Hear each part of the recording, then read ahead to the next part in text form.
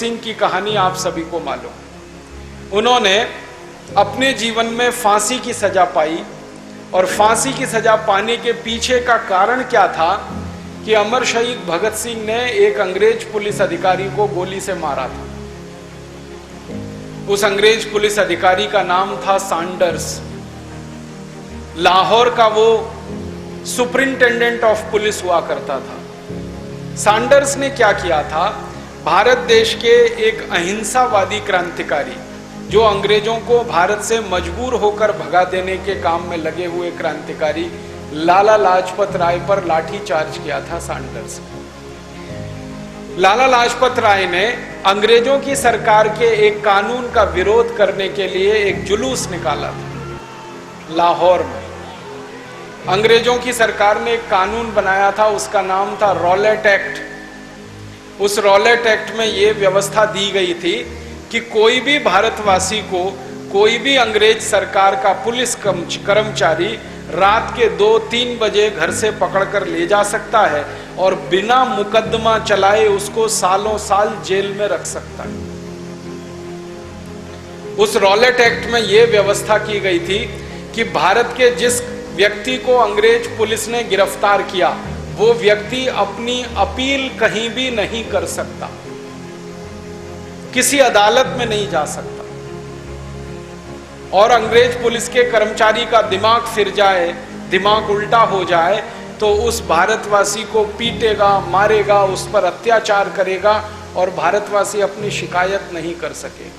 ऐसा एक बर्बरतापूर्ण कानून बनाया था अंग्रेजों की सरकार ने, उसका नाम था रॉलेट एक्ट। उसका विरोध करने के लिए लाला लाजपत राय ने एक बहुत बड़ा जुलूस निकाला था लाहौर में।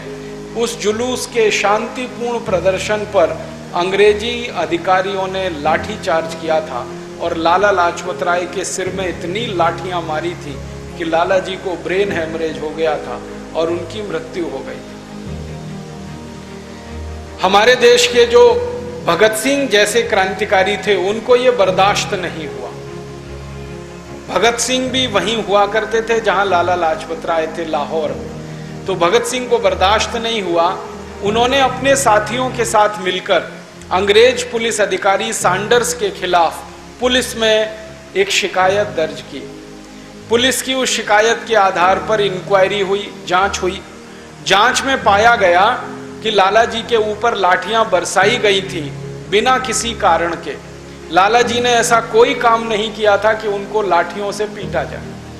ना उन्होंने संपत्ति का नुकसान किया, ना उन्होंने पुलिस का कोई नुकसान किया, ना पुलिस के खिलाफ उन्होंने कोई अपशब्द कहा, ना पुलिस के खिलाफ कोई कार्यवाही की, ना किसी को उकसाया, ना किसी को भड़काया, फिर भी उनके सिर में लाठियां मारी गई। ये जांच में बात निकल के आई।